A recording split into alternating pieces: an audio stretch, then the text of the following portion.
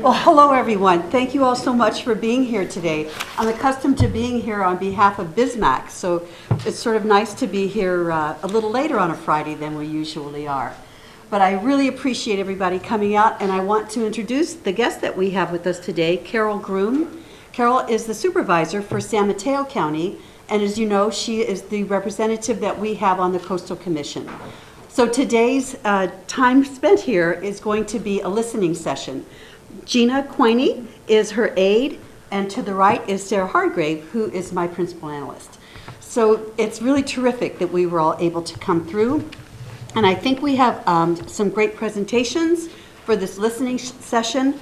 My hope is that you've had the opportunity to record your comments or concerns beforehand, but we do have 30 minutes set aside as well for public comment, and I think that's going to be helpful too. I'm going to be sitting down. I'm not standing the whole time, but wanted to just go ahead and start off our meeting. And I think that the first presentation we have is going to be on public safety. Oh, there you are. The lights are rather bright today. So on public safety. So we have Matt Harris from the Big Sur Fire Brigade, and our first subject will be on public safety. Is this working? Do I even need this? You need it. In fact, you need to use it even though you won't hear yourself. It's being recorded. I see, it's being recorded. Okay. This is not starting. Okay, I have to admit, this is my first public event. I missed the Bismack meeting, I apologize. But for those of you who don't know me, my name is Matt Harris, and I'm your new fire chief. You just want to put this back together. I think he does. Well, it's always about a secondary means of closure, and this one didn't have it on there. So, okay, here we go. So, obviously, there's going to be time for questions and everything geared towards me, public safety in general, but I'd first of all like to thank Mary Adams, Supervisor Adams, for putting this all together, and I'd like to thank Commissioner Groom for taking time out of her extremely busy schedule to grace us with her presence to be able to answer any questions and hear our concerns. So thank you very much to both of you. Thank you, Matt. Happy to be here. So the California Coastal Commission, the 3 C's, that's how it's listed in some of your documents. Well, the 3 C's to me are communication, collaboration, and credit. With collaboration is also collaboration. So and coordination. Those are the 3 C's to me, and I think by being here today, we are opening the communication channel, which I think is extremely valuable. I think we can all agree on that. And from here, we need to collaborate on solutions from both sides of the table, and then give credit where credit's due. Some of it's going to be to the residents in the community, some of the major players, and some of it's going to be to the Coastal Commission and our elected officials.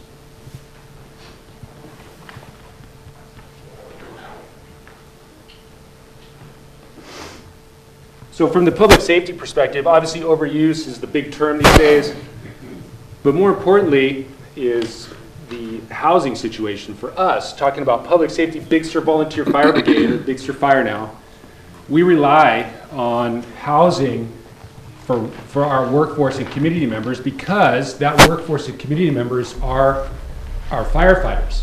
So as we dwindle down, giving the properties back to the government and short-term rentals, which take away from our workforce housing and employees, those equate to less firefighters for us, which means it's a strain on the people that we do have. So when it comes to supporting workforce housing concepts and stuff like that, that's a big deal to us.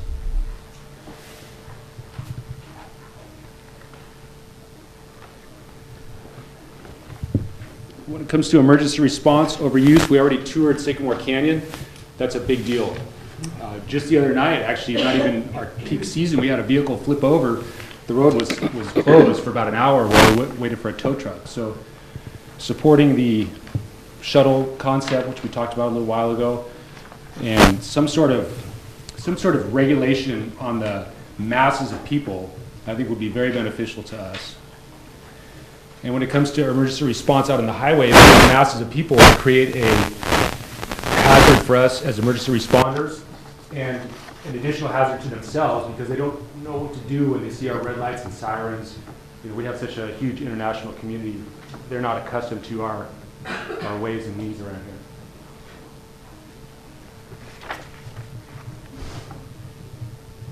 One of the other things is our backcountry situation and the wilderness area and our trail systems, which I know are near and dear to the Coastal Commission's heart. And we've had, since the recent fire, the Soberanes fire is the last one that we still haven't fully recovered from that when it comes to the trail systems. And so and now we're exploring a new trail concept. We don't even have what we already have existing up and running. So I think we need to refocus our energy. I mean, I know that the coastal trail concept is a cool deal, but we have so many trails that are already in need, and we need to get those fixed up so that they can be used again. And it'll also make it a little easier for us to rescue the people that do go back there and hurt themselves and stuff like that. So that's one of the other things we're talking about, public safety wise. Okay, and then moving forward though, it's all about prevention. Prevention is our #1 deal moving forward. You know, CAL FIRE, we subscribe to the CAL FIRE method, which is the 100 feet of defensible space minimum. What that means though to the Coastal Commission is that some of the view shed issues become, daylight. Most people have planted trees and done all that kind of stuff to keep the foliage looking a certain way. But when it really comes down to it, that defensible space is extremely important. And so I think that the Coastal Commissioner, the county even, is going to have to make some sort of provisions for us to maintain that defensible space and even beyond. I mean, 100 feet is the minimum. You know, if you have the ability as the property owners and all that to do more, absolutely do it. You know, some of the limitations and the restrictions having to do with the wilderness areas and sensitive habitats, all that stuff needs to be taken into consideration and maybe some allowances made for us down here. So to the extent possible.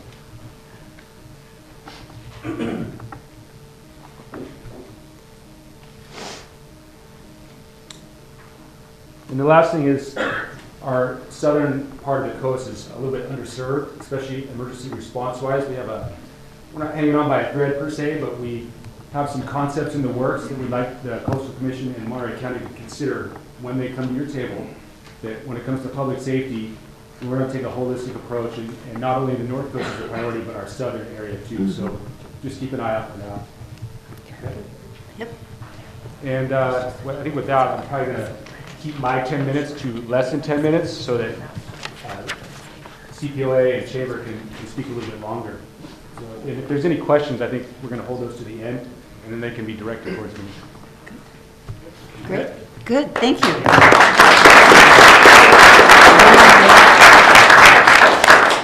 Thank you. And for your first time out, you did a great job. No reason to feel nervous from now on. That's right. That's right. Thank you. Thanks very much for that. And as we've indicated, we'll have the opportunity for questions at the end of the speakers. I also want to acknowledge there are a couple of other, at least one other person who's representing Assemblymember Rivas. I think, so there you are. Hi, you want to introduce yourself quickly? Good afternoon. My name is Dominic Gersa. As Supervisor Adams said, I'm just here representing Assemblymember Rivas today. So thank you, Brad. Thank you so much. And I know as well, I believe we have a representative from Congressman Panetta's office here. I'm Catherine Moon. I'm here at Congressman Panetta's office. So please again also tell me if you have any questions about what we're doing regarding these issues. Great, thank you. And then do we have a representative from Senator Monning's office here? Oh, she wasn't able to come. We had a meeting with her earlier today, so great. Okay, anybody else that I might have missed? Great, okay, thank you. We'll continue to move on then. And our next presentation is going to be the Community Association of Big Sur, formerly known as CPOA, and that's the residents' perspective. And we have our speaker today is Butch Cromlin, who looks like he's come with quite the... Loaded for bear. Loaded for bear. Well, they may be released back here soon, so let's hope for For that. me, it doesn't get any easier. Oh, I know. I'm ready. Thank you, Supervisor Adams. Thank you so much for putting this meeting together. I'd also like to thank Sarah Hargrave and Yuri Anderson as well. Thanks for your work in putting this all together. Commissioner Groom, it's my great pleasure to welcome you to Big Sur. Thank you. I'm so happy that you're coming here to learn a little bit about our community and maybe immerse yourself in some of the issues that we're facing right now regarding overtourism. So, having said that, we need your help, Carole. Overtourism and overuse are challenging Big Sur. The results are a measurable decline in the health of the environment and safety of residents and visitors. Current county, state, federal staff are overwhelmed and are unable to address these mounting issues. Community Association of Big Sur believes both innovative passive and active management and infrastructure designed in collaboration with the community is the most sustainable solution. The Big Sur Land Use Plan, the Big Sur Coast Highway Management Plan, and the California Coastal Act all promote a balance of protection of the environment with an access component. What we're seeing now is that this is no longer in balance. These next slides will illustrate that problem. So what we have here is Bixby Bridge turnout. Traffic is backed up in both directions. Cars are illegally parked along the Old Coast Road. If you notice, there's some guy here trying to go northbound in the southbound lane. Jeez. And pedestrians are crossing over from the Old Coast Road and causing traffic to back up. There's no trash receptacles or restrooms, and yet this location is receiving record numbers of visitors. Here we've got Highway 1 just past Sycamore Canyon, turnoff to Pfeiffer Beach. Cars are parked over the fog line. The opening of car doors and pedestrian traffic along this part of the highway corridor causes continual backups and endangers both those driving as well as those walking. And this is the highway just south of McWay Falls. Here vehicles are parking along the highway, kind of adjacent or just past Julie Pfeiffer Burns State Park. It's the same issues as Sycamore Canyon. And of course, we've got inadequate facilities and illegal campfires. So there's inadequate restroom and trash container infrastructure along the 70-mile highway. The result is human waste, toilet paper, trash strewn along the highway and the driveways of residents, and illegal campfires are ubiquitous. The one shown here was close to Pfeiffer Beach and was caught by locals and was extinguished before it caused a wildfire that got up into a populated part of Clear Ridge.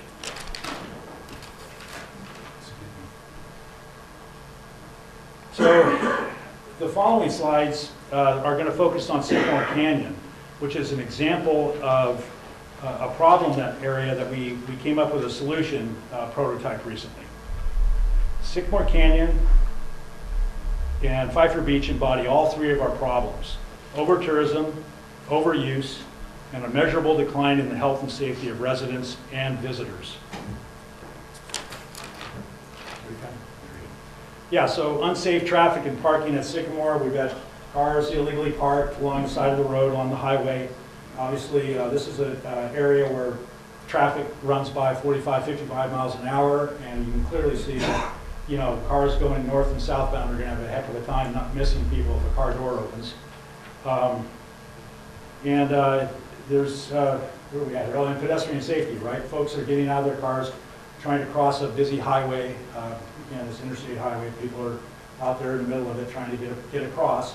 And then the pedestrians in Sycamore Canyon Road, the thing to know about Sycamore Canyon Road, 2 miles long, single lane, about 6 places where 2 cars can pass one another safely, and we're injecting pedestrians into that mix, and it's frankly not a good mix.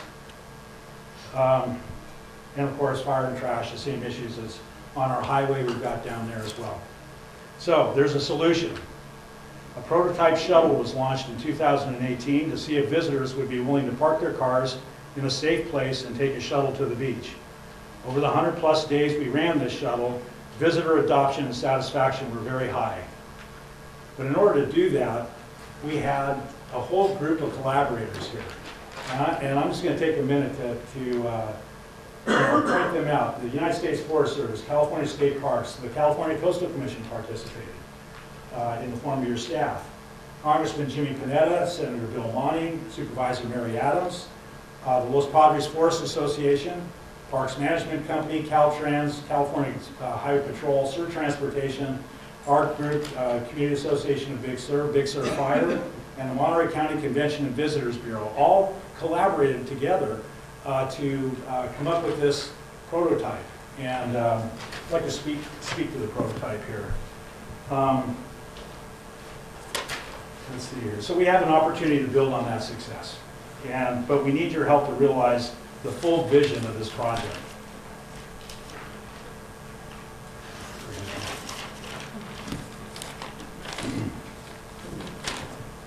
The goal of Shuttle 2.0 is to reduce traffic on Sycamore Canyon Road by half. So from 300 to 150 vehicles parking at Pfeiffer Beach parking lot per day.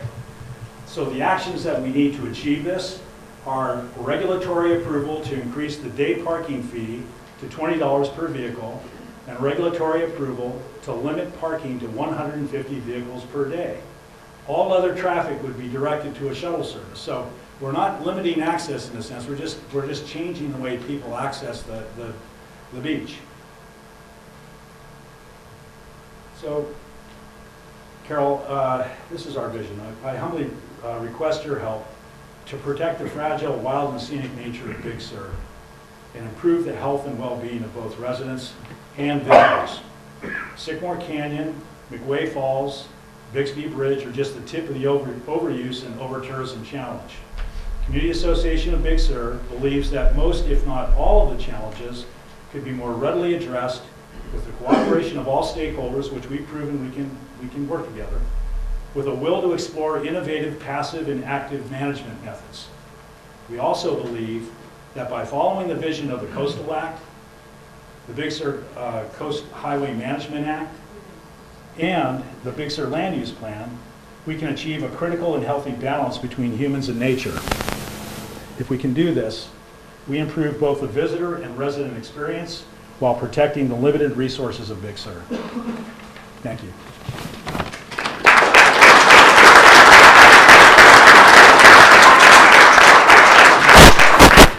Thank you so much, Butch. You're welcome.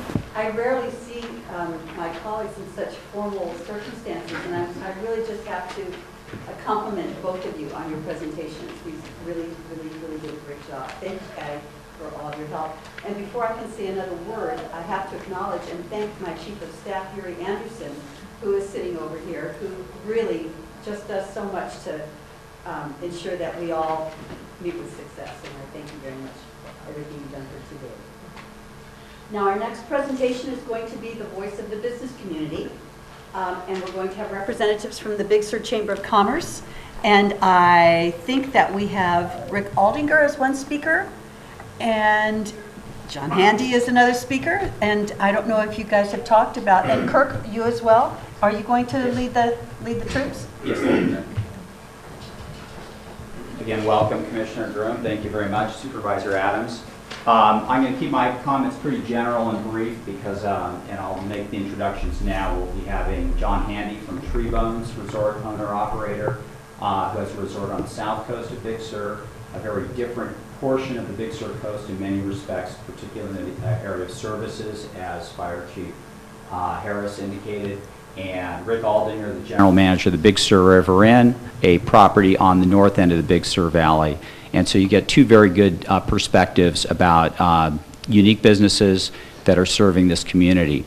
The comments that I would make, I'm going to depart, and I've submitted my written comments to you and your staff, but I do, with all due respect, challenge this term overtourism. I think that is suggestive that there are more people and too many people to be accommodated along the Big Sur coast, and I think that has yet to be demonstrated. What I do think, though, is that we have seen extreme changes in behavior due to social media and different cultural influences, both within our own American citizens that are visiting in just different generations, as well as visitors from throughout the world. And that's happened in conjunction with a vast reduction in services. from many of the agencies that have jurisdictions along the Big Sur coast. So there's been a tremendous amount of challenge in matching the needs of the public with the services necessary. So with that said, the key issue that I'd like to speak to about the Big Sur business community with respect to the Coastal Commission is that the sector, the hospitality industry, provides the vast majority of services to the traveling public in the form of restaurants, campgrounds, inns, service stations, grocery stores. The needs of the public in terms of having bathrooms, trash collection, places to stay, places to eat, to allow them to enjoy and access not only the parks and recreation areas along the Big Sur coast, but the entire Highway 1 corridor, which is the principal reason most of our guests are coming down the coast to see that. So the business community has an enormous role and responsibility that we embrace in terms of serving that visiting population, and we're complemented by our public agencies.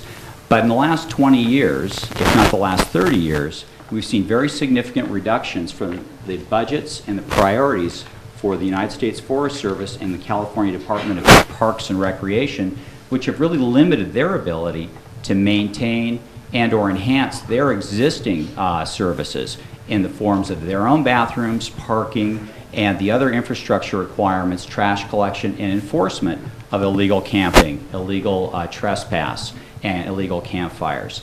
So at the same time that the demands have changed, the resources have diminished significantly. And so the message that I would just ask you to take away to the staff and to your fellow commissioners is that as you're evaluating policies that would potentially affect the business community, recognize that those policies that may be detrimental to the health of the business community have a very direct negative impact on the ability to serve the very traveling public and those visitors coming to the Big Sur coast, which is a huge part of the mission of both the Coastal Commission and many of our respective stakeholders here. So at this point, I'd like to pass off to John Handy, again from Tree Bones Resort on the south coast of Big Sur. Thank you very much. Thank you. Thank you very much.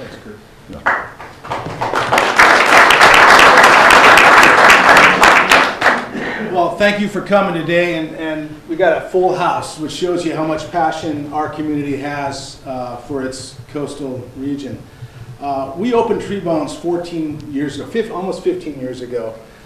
Getting approval to do that was the hardest thing I ever did in my entire life. I never want to do it again, but I am so glad we did. Myself and my family live here, and we run Tree Bones Resort. It's an eco resort, and we have the unique ability to meet our guests, meet the traveling public, and talk to them. And what I want to talk about is reasonable guest expectations when they come to Big Sur. I think, you know, Overtourism are arguing about how many people are here. They're invited here. There are guests that are coming to this coast, and there's a lot of them, and it's jammed up. And one of their expectations is to come to the peaceful Big Sur. And when they fight traffic and they have can't find places to park and pull over, it's difficult.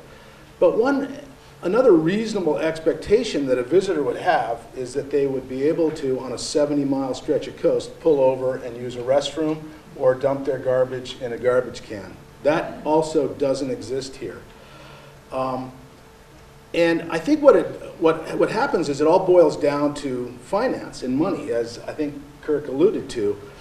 We collect a lot of money in Big Sur from our hotels. We have 9 hotels, 10 hotels in Big Sur, and we have the TOT, the transient occupancy tax, that we collect, and it's $4 to $6 million a year. We don't have the real number on it, but it goes into Monterey County General Fund. And I know Mary Adams has tried to get a line item for Big Sur, but it goes into a general fund. Once it gets in there, we can't get our grips on it, and we don't have a line item for that. And so things like restrooms, things like trash pickup, things like graffiti, that all falls to the citizens. It falls to my neighbors, and that's the pressure, that's the dark cloud that looms over the travel industry. My business is great. I'm happy with the revenue, and everything is good that way, but I worry about the future because the way it's set up right now, it's not sustainable unless you can set aside resources to take care of the 6 million plus visitors that come down here every year. The second thing that's the dark cloud is in 1986, 87, when we first bought our property and started thinking about building, there was a land use plan. And the biggest fear was overpopulation. They worried that Big Sur would become overpopulated with people living here. Now, I'm working, and Mary Trotter, I think we'll talk to that too. We're working on the new land use plan. One of the biggest fears is underpopulation. Our population here is shrinking, and the number of people that can live here is shrinking dramatically. And although Treebones has employee housing, it's all one bedroom and studio housing, no accommodations for families. So as a community, we're serious about trying to make sure we have workforce housing. On the surface, it might look like something that the Coastal Commission doesn't care about, but it should, because those are the people that fuel this community, that serve on the Big Sur Fire, and also work at the various places or teach at the school. So it's a huge dark cloud, you know, and I'm not a gloomy person. I'm very optimistic, but I would be illogical for me just to say things are great for me as a business and I'm just going to close my eyes to what the future is. We have to work on that seriously. And we do have an opportunity to build a South Coast firehouse. My business is 35 miles south of here. There's no phone, there's no internet, and there's no power. And that's all fine. We got that all worked out. But my guests think that they're traveling on a major U.S. highway here and that they have safety. And without a fire station on the South Coast, they don't, because it's an hour from up here to get down there. So we have a donation of land has happened. It's a chance to build this firehouse and build some 2- and 3-bedroom homes for workforce housing, and that's something that's going to come before Mary and the Planning Commission, and we're just hoping for support on that. It's the first solution to one of the big problems. Okay, thank you.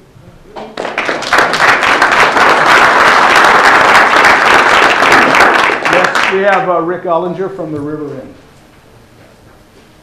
Thank you, John. Thank you very much, Carole Groom, for joining us this afternoon. We really appreciate this opportunity. I prepared some remarks, and I see that a lot of the things that I was going to talk about have already been said. Butch did a really good job of visually showing some of the challenges that we face. And Kirk and John as well, a different slant from the business community. And while I agree that I'm not ready to call it over-visitation or over-tourism, I agree more with Kirk on this, that we really have a behavior problem, and I see that every day at the River Inn. Our situation at the north end in what we call the Big Sur Village, the north end of Big Sur, is quite different than John sees on the south coast. It's a totally different animal. And behavior is a big, big issue. And I think before we can quantify how many people is too many people, we need to set some rules and have some standards. And that includes having the rule of law and having the ability to enforce it. But we've all talked about our public agencies not having the ability to service and do their jobs in Big Sur. And the big reason, and this has been going on for years and years, and it gets worse each year, it's all about money. I don't have the budget to do that. There's no money to do that. I don't have the staff to do that. And so that's something that we've been talking about more and more recently, and that's something that has to change. We need to set expectations for our guests that illustrate to them, to make it very clear to them that behavior is important. We live in a beautiful, beautiful place, and it needs to be protected. And there's a perception that the Coastal Commission, their mantra is access at all costs. That may or may not be true, but there's that perception. And I would urge everyone on the commission to really seriously always consider what are the consequences of access, what is reasonable access, what is appropriate access, and it might be far different in Big Sur than it is in many other places because of the examples that have been talked about already. We're remote. We are very vulnerable to a lot of things, not the least of which is wildfire. And visitor behavior is something that we've learned really the hard way, that can have devastating consequences on this community, both in terms of life and property. And so, there are no end to the regulations in California that are imposed upon business. And while the Coastal Commission might not tell us how much per hour we have to pay our employees, or how many hours they do or don't work, and how much notice they need to have for a schedule change or any of that stuff, a lot of the policies of the Coastal Commission do have a real effect on our ability to do business. And if we focus on access, again, at all costs, it makes it that much harder for the business community to accommodate the visitors who are here. I think everyone talked about housing. If there's no workforce housing, it's real simple. There's no workforce. So we have more people coming and a bigger challenge in being able to accommodate them because of the added challenges of trying to hire and retain employees and staff to accommodate our visitors. And short-term rentals, hot topic, very hot topic. And there are places where maybe it works out fine, but that clearly, in my opinion and many others, is not appropriate in Big Sur. We already face so many challenges to be able to function as a community, and that only makes it harder. And again, that's something that the Coastal Commission has to keep in mind. We need a partner. We don't need another regulator. We don't need another agency who dictates to us how we're going to run our business or who we're going to accommodate and who we're not. We need someone who understands and is willing to work with us as a partner to make sure that whatever we do, it's done the right way. And the best example I can give of access at all costs and talking about behavior is that every day at the River Inn in the summer when it's busy, I'm spending my time managing traffic in my parking lot. I used to mingle with my guests and talk with people and schmooze. I can't do that anymore though, not nearly as much as I would like to. I'm spending so much time managing traffic in my parking lot. And the sad fact is those people are not coming into the parking lot to buy a hamburger in the restaurant or buy a couple gallons of gas or a burrito, a delicious burrito at the burrito bar. They are coming in to use our private restrooms. And that is not a sustainable business model.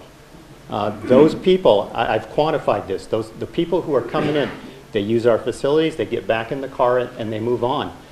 And they're not spending money. And not only are they not spending money, they are displacing the people who would have. While we might be seeing more people in our parking lot every day, revenues are down. And it's real simple to figure out why. So why am I talking about that? Because there is a need for truly public facilities along the Big Sur coast. And it's been a vexing challenge for decades. But it's time that somebody steps up and actually does something about it. And again, we're looking for a partner.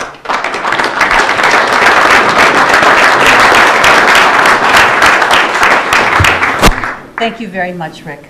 Thank you. Yeah. Our next subject matter is the coastal plan update. And from the Land Use Advisory Committee, I believe that we're going to have a presentation from Mary Trotter.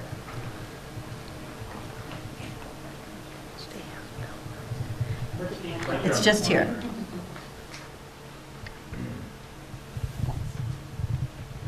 Also, I'm going to take a chair because I have bad ankles, bad hips, bad knees. Can't stand a long time.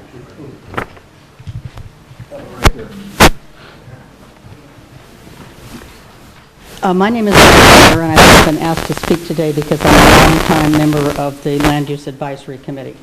But I want to make it clear today I'm not speaking for the advisory committee. They're just using my knowledge, so to speak. So I have a couple of things I want to say. First of all, thank you very much for coming. It's really wonderful to have some actual attention from the Coastal Commission, and I'm hoping this is the beginning of a continuing dialogue that we can have over our problems and the solutions.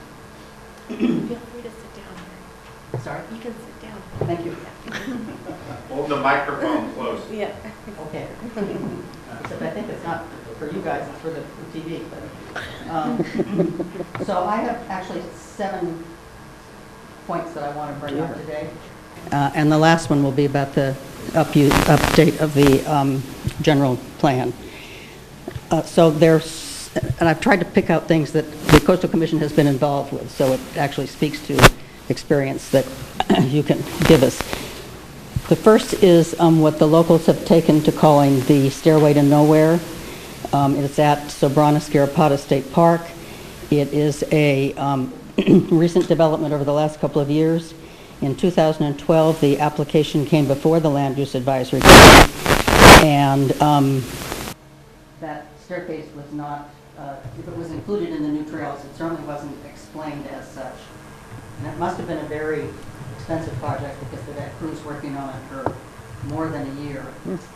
But what has happened there is that there's no provision for parking. Although up the road at Sobranas there is some adequate parking. But people are stopping right there for the 3 spaces. Just yesterday coming home from town, I had a car stop in front of me right in the middle of the travel lane. Wanted to parallel park into a space that was going to become available. It was not a safe place for me to move into the oncoming traffic lane to get by him. And so all traffic stopped for 3 minutes while this person waited for a parking spot to become available. This is not sustainable on the coast, particularly in the summer when there's heavy traffic. And it is a road that not only provides for tourists, but is the lifeline of the people who live in Big Sur to get to the doctors, to the grocery store, to the bank, to the gas station, for that matter.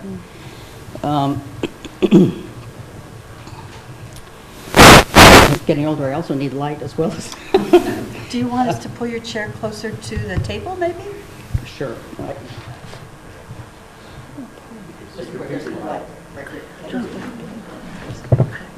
Sorry.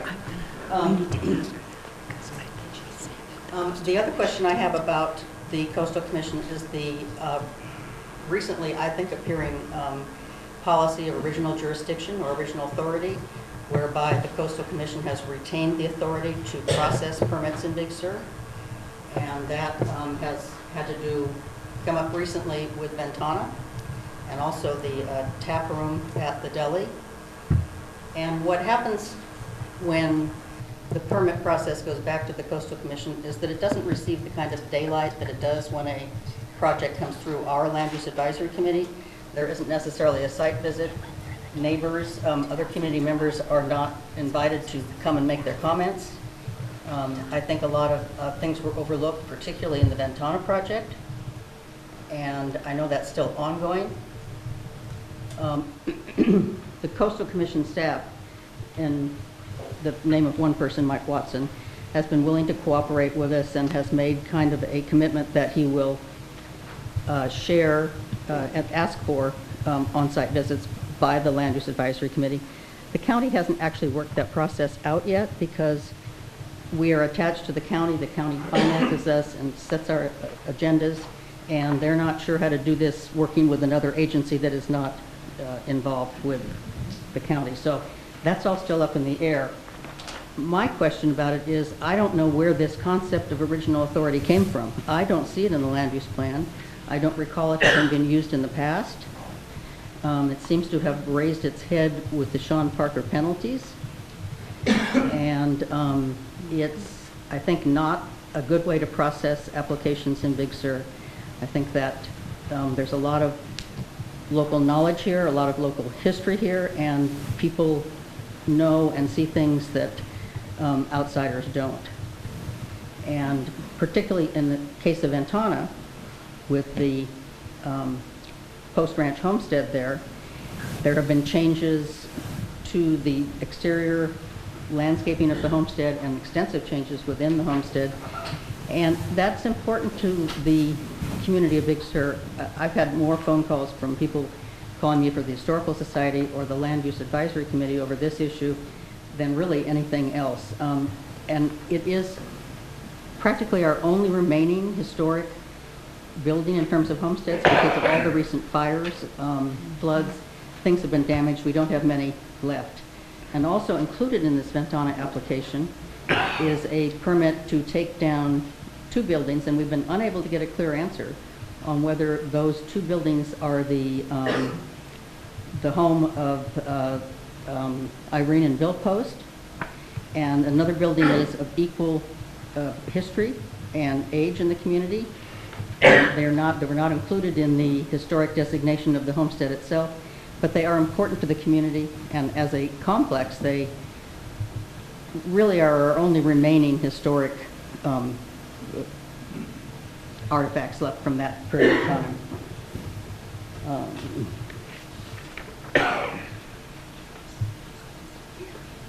Related to this problem of original jurisdiction is the practice of immaterial amendments, or as the county calls it, trivial and minor changes.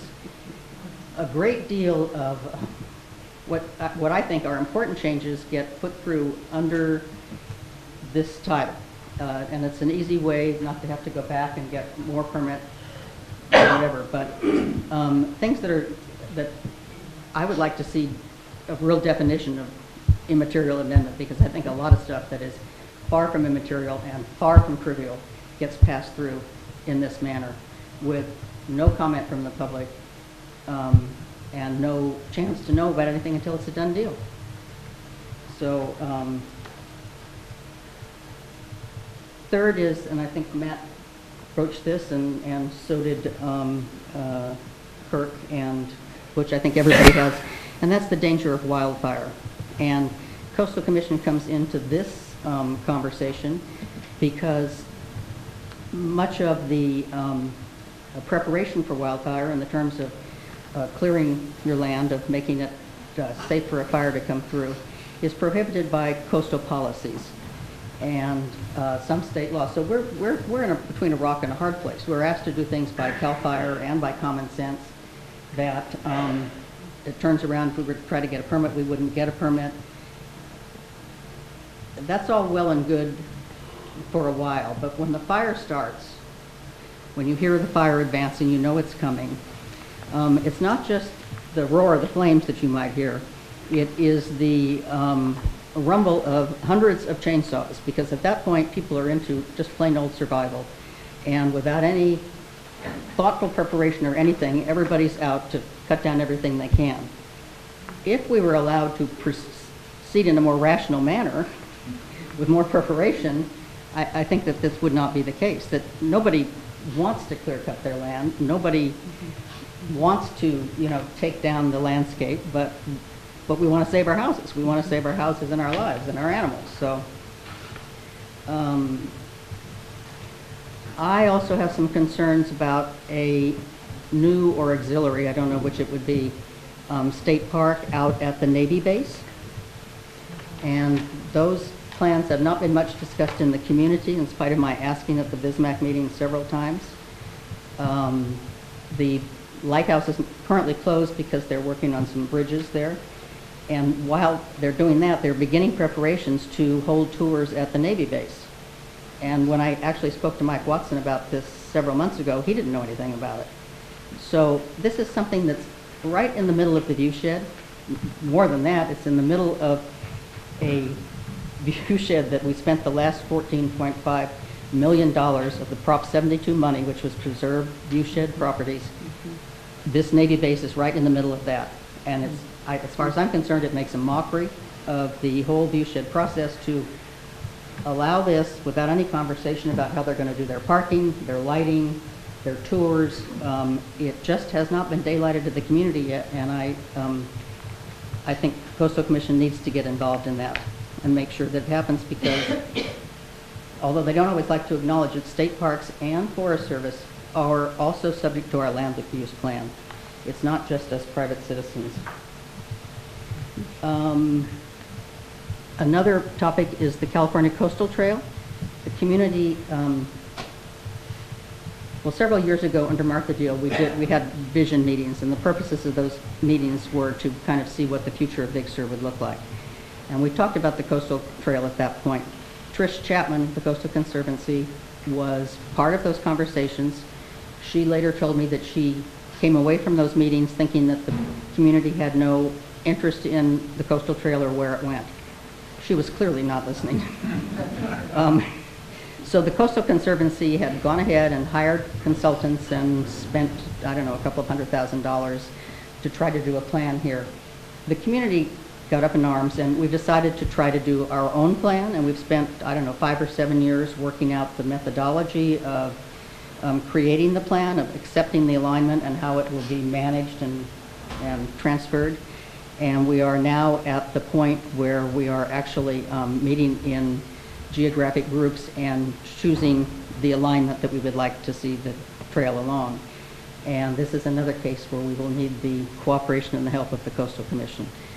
Senator Monning has been very good to take us under his wing and to help us out. Coast Walk has been a part of the process, and they were early on proponents of this coastal trail, and they've been cooperating with us. So we need help and cooperation there. Speak again to the overuse. We're a community that depends upon tourists, so it's not fair to say that we don't want people to come here, because we do. But people have spoken today about the behavior of tourists, and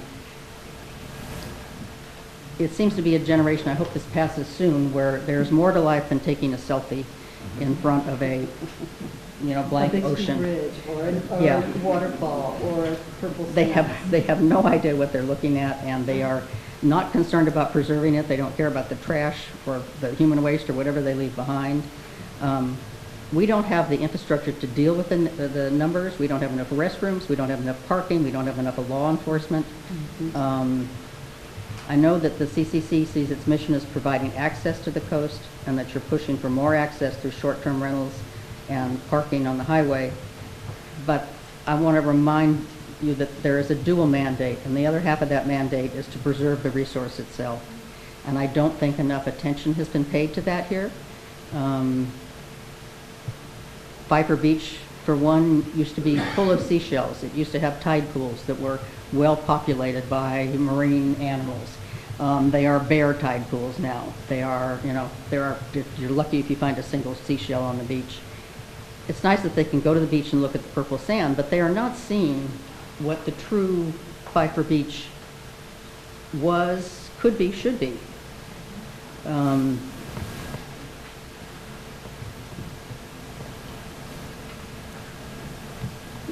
People have said in the past that possibly there should be fewer locals in the area so that there'd be more access for tourists. And I would like to reply that it's the local community who acts as the watchdog of the land use plan. We are the people who care. We are the people who know about it.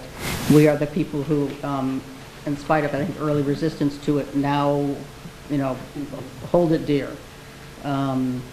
Agency people come here, they're surprised to find there's a land use plan. They often don't think they're bound by it. And even once they begin to acknowledge that, they cycle in and out so fast that they don't really get to learn the complexities of it. And then the last thing I would like to come to is the update of the local coastal program of the general plan. We've been at this a long time. We first started it in 2002 and worked on it for a whole summer, a year, and then the county decided that they'd rather complete the inland general plan before they worked on the coastal. So 7 years ago now, we came back together to work on our coastal plan. It took us approximately 5 years of meetings. We had more than 100 meetings, well attended by a broad selection of our community. Depending upon particular issues, different people would come, but many, many people were involved in this and were very thoughtful, did a lot of reading, a lot of thinking, and so over a period of 5 years, we developed our first draft. We then turned it over to the county. They've had it for 2 years, attempting to go through that, and once again, because of lack of staffing, lack of money, things are slow to go. It has not even gone to the Coastal Commission yet. I would like to say that when we first did this in 2002, we had the full cooperation of 2 coastal staff members. They came to most of our meetings. They were fully involved. They were very helpful. This time around, I think staff has been to, I know 1 and it's possibly 2 meetings, but that's all. And we really, in order to make this work, to make it happen, we need the cooperation of the Coastal Commission staff. And they need to be given the finances and the additional staff or whatever it takes to do this. The Coastal Commission is the one who wants this done, whose requirements are that a plan be updated. And yet you make it difficult for the staff and for us. And we don't want a situation where we, working with a draft that we created, 4 or 5 years ago, to go to them and have a rewrite with no dialogue, no understanding, no whatever. I mean, it takes cooperation to get a good plan. And we need a good plan, not just a plan, but we need a good plan because there are big problems looming in the future. All of these things we've been talking about today. So you'll have a copy of this. And once again, I thank you for coming and thank you for listening and hope we get results. Sure. Thank you, Mary.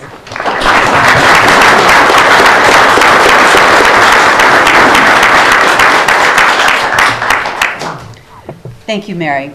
Those were the intentional speakers that we had, although I thought perhaps I would see if Tim Short and Brent Marshall wanted to add some comments, just perspective from Forest and from Parks. I'll be really brief. I'm going to ask you to come up to the mic if you don't mind, Tim. Thank you. Yeah, it's a good afternoon, everyone, and I'm really happy to be able to be here as well, and to Ms. Groom here and Supervisor Adams, and for the opportunity to share from a Forest Service perspective. I think that these presentations have pretty much encapsulated the issues that we share concerns about as an agency, and we very much are committed to working with the community and with the larger American public that we also provide support to the public to come and visit these areas. And so I'm basically here to listen and to try to figure out what we can do to support you and to help work through these issues. This one here dealing with the Sycamore Canyon Road and the shuttle proposal we've been very engaged with, and really looking forward to trying to continue to move forward with that and figure out some solutions working with the Coastal Commission. So probably at this point my main goal has been just to hear and to see what we can do to provide support. Thank you, Tim. Thanks very much. Do you have anything you'd like to say, Mr. Marshall? I could not have said it better myself. Okay, great, good. Thank you. And now we have 30 minutes that we wanted to give for the additional part of our listening session. And I believe that many of you have speaker slips. There's one sheet that went around if you wrote down your name that you're interested in speaking. If anybody have that paper there? There it is. Give it to you, Mary. And could I just get a show of hands of about how many people would like to make comment today? Oh, Mike Kaplan wants to talk? Sorry. About how, could I just ask for the show of hands again, please? Just to get an idea. Okay, great. And if Good. you didn't write your name down, maybe come and let us. Yeah, that would be terrific. And we're going to have to limit the time, as you can see, because a lot of people would like the opportunity to speak. So I'm going to ask if you could just limit your time to 2 minutes per person, And I'm going to ask Sharon to, Sarah, I've had a lot of women with S names working with me, to use her phone to time us for 2 minutes. Oh, Yuri's going to take care of that for us. Okay, the first speaker then will be Thyme Lewis. It's Thyme. Thyme, sorry. Hi, I'm Thyme Lewis. First of all, thank you, Mary Adams, Supervisor Groom, everyone here, Catherine, who I mailed a letter to to get to Jimmy Panetta. Can you hear me? Yeah. Everyone? Yeah. Thank you. Thank you. First, foremost, Big Sur is a microcosm, and as explained, there's the north end, there's the south end. Every community has its own obstacles that we all need to accomplish, to get over, to finish, to fix. That's the deal. So let's talk about that. And I'd also like to talk about, in closing, STRs, short-term rentals, and how they benefit, not take away from. But I want to mainly talk, first of all, about traffic, because it's a big problem for us. We get it. I understand traffic because I grew up like Verigee over here in Sycamore Canyon. Rode horses on the beach when you could do that, when there were shells on the beach. But those days are long gone, and that's just life. That's the deal. Things get more expensive, things change, more people come. But you can't say to one group of people, you can't come here anymore, or I'm going to limit you. You can have it, but you can't. Can't do that. This is a democratic society. Sorry, Mary. You can't push people or sneak things around people back door and then go, oh, sorry, community, guess what? We already voted. You don't get a say in this. This kid can go to this school and that kid can't. Not cool. That's not fair. So, next thing, the big pink elephant in the room. I mean, really? Point Lobos, beautiful. But let's talk about Point Sur, the naval facility that's been there since I was a little kid and before. That's been it's a disgrace. But that doesn't mean that it can't be something beautiful. We need affordable housing. That's the big pink elephant in the room. I mean, yeah, it's probably loaded with lead. It probably needs a lot of money, but it's got a great movie theater. I know. It's got a great bowling alley. We all grew up and played there and ate food with the kids that brought us the stuff that we couldn't eat, the junk food.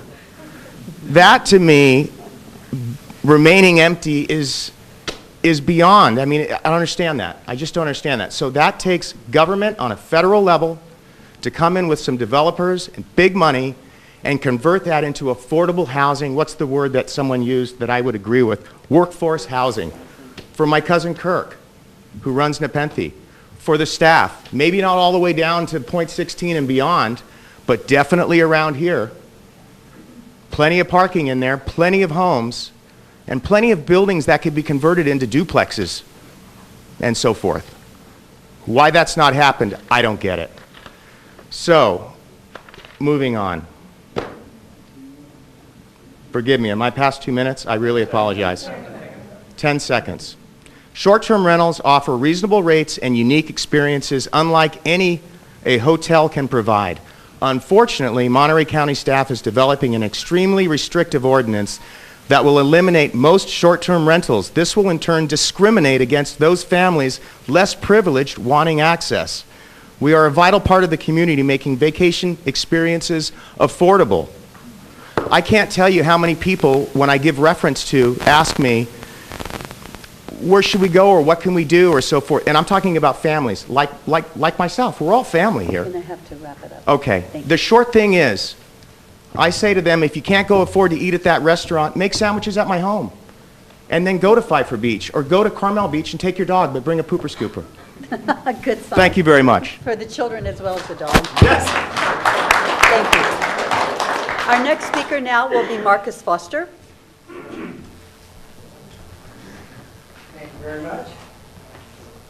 Commissioner Groom, thanks for coming down. My pleasure. Can you use the microphone? Want to use the please? mic? Yeah. Thank you. You probably drove around doing your site visits today, wondering what we're all complaining about, because it is a No. you know, We cloudy- showed her the warts and all. Yeah, but a cloudy weekday in March. I'd love for you to come back in the summertime and. I've been here in the summer. Okay, I'm so with you. you've seen it. You know, over-tourism is kind of a word that some people don't like. I don't know what else to refer it to. 30 to 40 years ago, people were saying that the highway was over carrying capacity at that point, and now we've, you know, at least tripled, you know, the visitation. When I sit in a line 2 miles back from Big Sur Bridge, it takes me 45 minutes to get to the south side of the bridge. That's over-tourism. When I can't even go get my mail at the post office because the parking lot's a complete zoo, that's over-tourism. When I can't go to Pfeiffer Beach anymore because the parking lot's full by 10 a.m., that to me is over-tourism. But the reason Big Sur is one of the most unique coastlines and communities in the world is that it has a long history of local activism, politicians that recognize the importance of its scenic highway, and a coastal commission that had a priority of protecting the coast from overdevelopment. Until recently, I believe most everyone appreciated the work the commission has done on behalf of Big Sur, the environment, and its natural beauty. This changed dramatically when the Coastal Commission bypassed the Big Sur LUAC, its community, and the county planning process by allowing so many violations at the Ventana Resort. New structures have been built in the critical viewshed. Dozens of established redwoods and oaks removed to improve their view and build parking lots, gutting one of the last homestead cabins still standing in Big Sur. Affordable campsites turned into expensive glamping tents, neon-lit entrance signs, and more. All this with the Commission's stamp of approval. This goes against the Big Sur land use plan that was adopted in 1986 in order to protect the unique character of Big Sur. This plan was approved by the Coastal Commission and the county. Perhaps what has been allowed at Ventana is due to the Commission's changing its priority from coastal development to coastal access. On this point, the Big Sur land use plan addressed the carrying capacity of Highway 1 and why it emphasized visual recreation as its top priority. The generation before me fought hard to keep Big Sur from becoming another overdeveloped coastline. The next fight for my generation is the threat of over-tourism and its impacts. I would like to read a quote from the Supervisor Kaufman, who was our county supervisor during the time the Big Sur land use plan was adopted. Quotes, "We encourage people to pass through. We want them to have a stunning but brief experience. We want to protect what people value most about Big Sur, just to stand on the coast, make a full circle turn, and look at the nature in every direction." The Big Sur land use plan emphasized visual access by way of scenic turnouts on the highway rather than additional hiking trails and a limited number of campgrounds and lodging facilities. Such limitations reflected the plan's intent to provide public access without allowing the beauty of the coast, its tranquility, and the health environment to be marred by public overuse or carelessness. Big Sur has become one of the most popular travel destinations in the world. This has led to impacts of quality of life of residents, a degradation of the tourist experience, and damage to the fragile natural environment of Big Sur. Yep. Thank you, but I'll tell you what I'd love to do. Can I have your remarks? Absolutely. Yeah, I was just almost done there. Okay, that's okay. Thank you so much. Okay, thank I you for appreciate putting it. this together, and thanks Yeah. for listening to our community. Absolutely. Thank you so much. Thank you. Moving right along, our next speaker is Pam Peck. There she is. And after Pam, if you want to start thinking of queuing up, is Steve Beck. Hi. Hi, thank you Supervisor Adams, and thank you Commissioner Groom for allowing us this interaction and putting some of our issues on the table personally to be able to discuss with you, so we appreciate that. I'm Pam Peck. I work with the Executive Committee on the planning process for the Big Sur portion of the California Coastal Trail. And Mary Trotter actually stole my thunder, but I just wanted to reiterate what she said. The Big Sur portion of the California Coastal Trail is currently being planned using the community-based public planning process negotiated with the Coastal Conservancy and the Coastal Commission. We are getting to the point where participation by public agencies will be needed. Years of work and many, many meetings, involving many of you here, have brought us to the point where participation by public, I said that already, where we're really working to put the trail alignments together.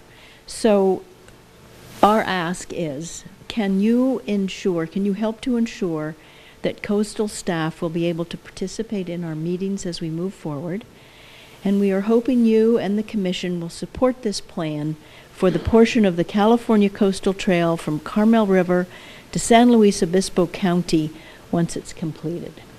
And thank you. That's it. Thank you, Pam.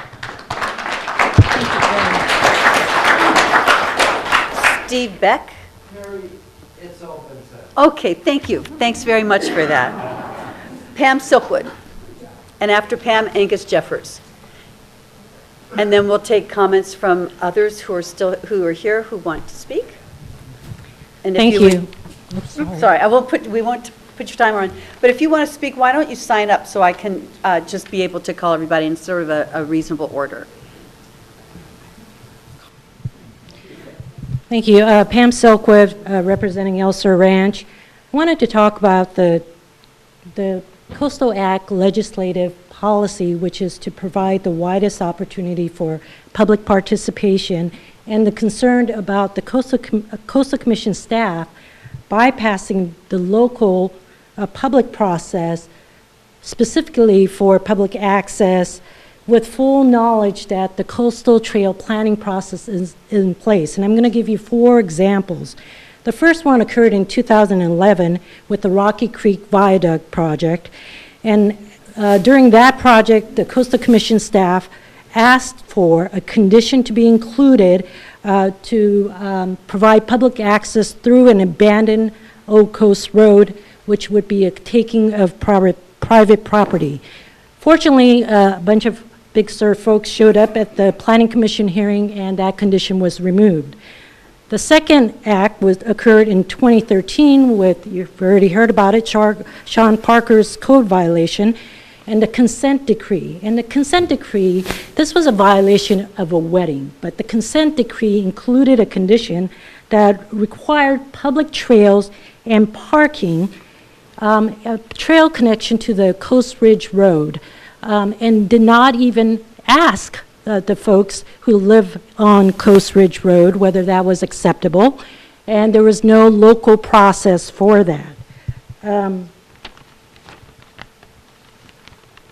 And the Coastal Commission did not look at the easement that actually limited public access.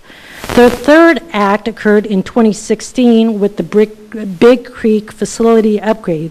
There, the Coastal Commission staff put in as a condition of approval a north-south coastal trail connectivity line.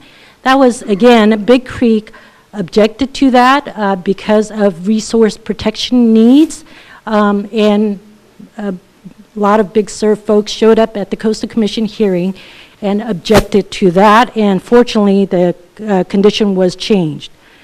The fourth one occurred in 2018 with safety improvement on Highway 1, imposed conditions on Brazil Ranch, 4 parking lots, as well as a $100,000 condition of approval to put in to the Coastal Conservancy. All of these actions were done as conditions of approval or consent decree, bypassing the local process, and we think that that is unfortunate, and we need to get involved in these conditions as part of a project rather than hidden as conditions of approval. Thank you. Thank you, Pam.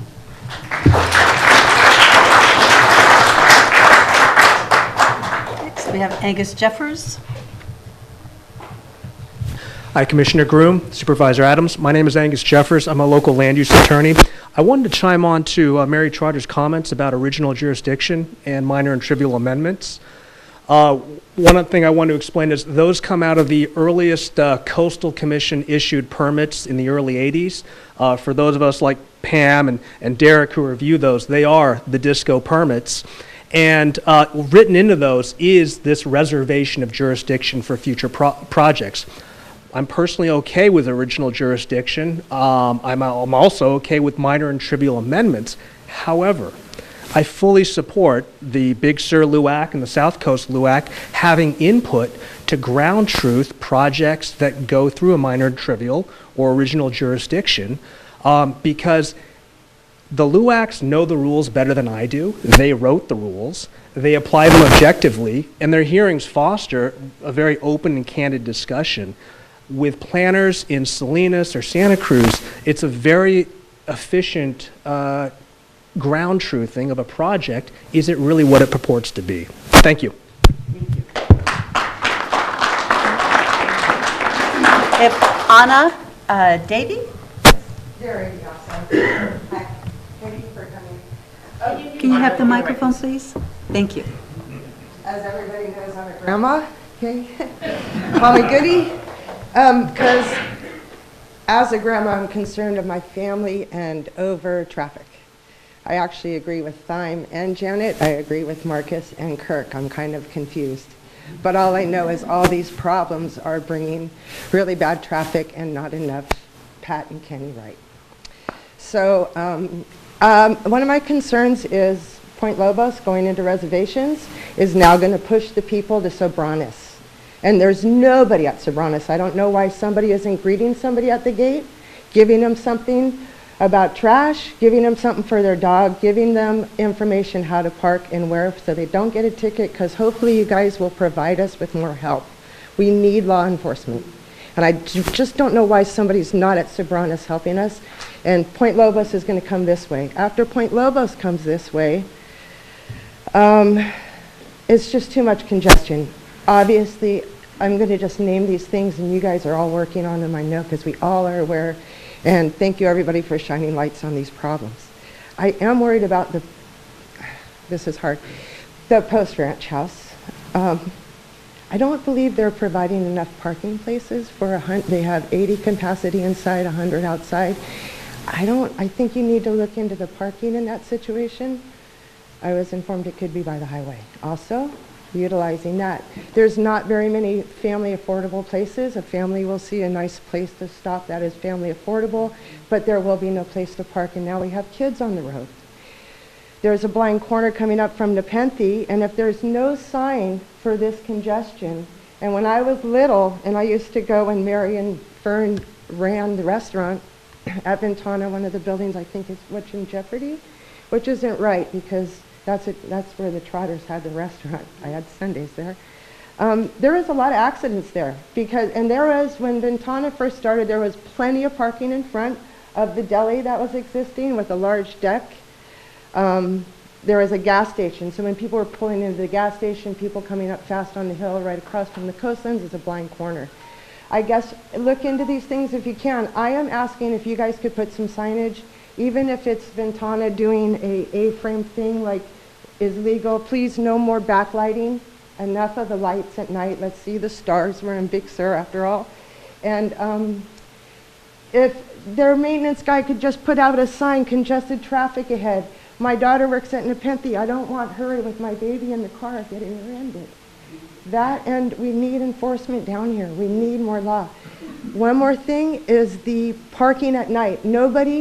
I've seen more, thank you for the rangers. I've seen rangers stopping people looking for plants. I've seen a camp, I've seen a tent at Sobranes in the morning.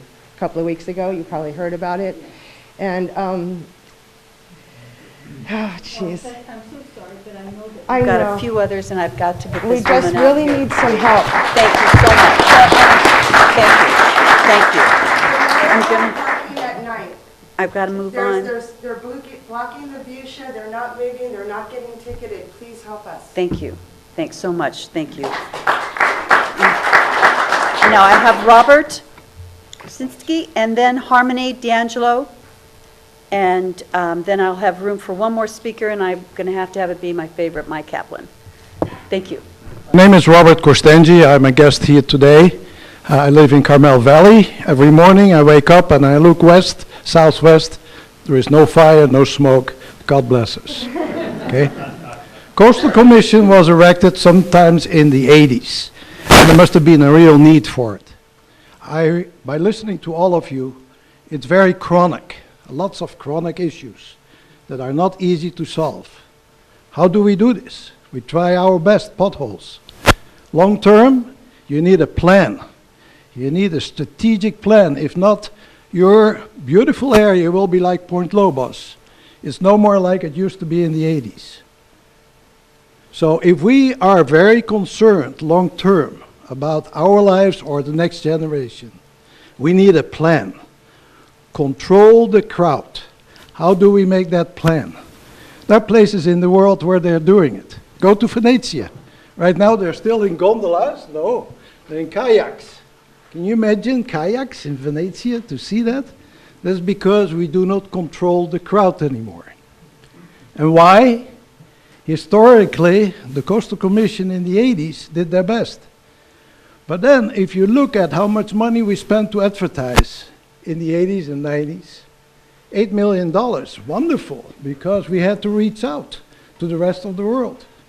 Now what do we do with the $8 million? We push the button, and we reach the world. And what does that mean? You can have 20 million people coming to this beautiful area, and you're not ready for it. Am I dreaming? I don't think so. But all I can say, Coastal Commission, put your target out 20 years and go to Panetta and shake his hand, but also by the throat. Yeah? Because we do need a plan that really brings to a control of crowd. Thank you. Thank you very much. We have Harmony D'Angelo. Hello, and thank you for coming down and having a chance to talk to you all today.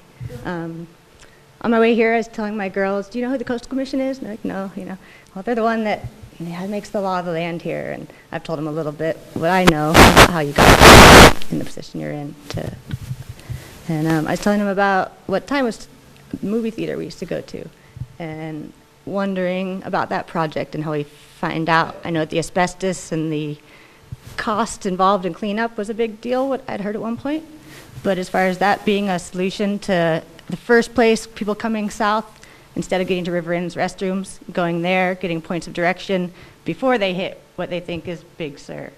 And I know that we have some local people, the Jorises were part of the Academy of Sciences, a lot of great resources. Maybe it could be a beautiful, sustainable educational center with the right people involved.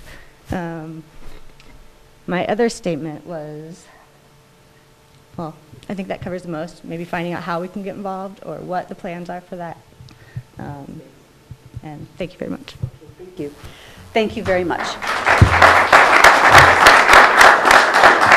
So we are going to have just one more 2-minute speaker, but I want to tell you, if you wanted to speak and you didn't have the opportunity today, please be sure that you write your comments down on one of these comment cards, or if you want, you can just write them on the flip chart paper that we have around the room. We'll ensure that we get the papers back and we'll transmit it and be sure that Carole Groom gets all of the comments that came from today. And with that, I'll say, Mike Kaplan, you've got 2 minutes. He'll obey. He's such a docile man. Commissioner Groom, thank you for coming. My pleasure. I'm here, actually I've heard some of what I'm going to say be said, but maybe not quite as clearly and with as much emphasis as I'm going to say it. Right now, the California Coastal Act, as interpreted by commission staff and county planning staff, threatens lives and homes in California. Certainly here in Monterey County. This is, I believe, a statewide problem, not just a Monterey County problem. Let me give you an example. In Ventura County, several months ago, I read an article in the Ventura County Star. I don't know if they're part of your area or not. There was a controversy because the county is amending their coastal plan to require a $100,000 mitigation fee if you want to prepare for fires by going beyond the minimum 100 feet defensible space that's required by state law. If I'm on the board of the Fire Safe Council for Monterey County, I'm not speaking for the council, I'm speaking for myself. However, part of what the council does is obtain grant funds and try to help people prepare for fires by reducing hazardous accumulations of wildfire fuels to safe levels. We have to tell contractors not to touch this and not to touch that because it's either environmentally sensitive habitat or it's too close to a creek or a river. We've had thousands of dead tan oak trees that we've had to say leave there, that in 2016 became kindling for redwood trees because those tan oaks were too close to the creek. It is possible to walk between the raindrops of the language in the Coastal Act if there's a willingness on the part of Coastal Commission staff and the Commission, right, to do that.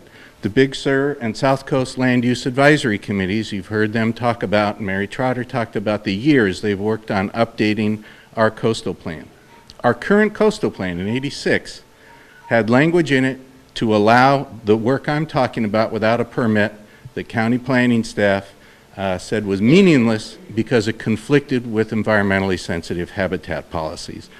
Please do everything you can to support the amendments that the LUACs are trying to get the county to agree to, that's always looking over their shoulder, concerned that coastal staff will not agree. Thank you very much. You should have, I believe you were provided a copy of a letter I submitted for state hearings. If you read that, and if you have it as a PDF and click on those links, it documents the problem. Thank you. Thank you so much. Thank you, Mike. And thank all of you for being here today. Yes, I think Commissioner Groom would like to speak just for a minute. She's on her own time now, though, I can tell you that. Okay. Thank you very much for being here. I appreciate it. Supervisor Adams, your staff, thank you very much for taking us around today. I haven't been down to Big Sur in a few years, and so it certainly was a nice opportunity to see things. Many of the things that you said, we hear from every inch of the state. Overpopulation, short-term rentals, land use plans that are incomplete, or land use plans that are out of date.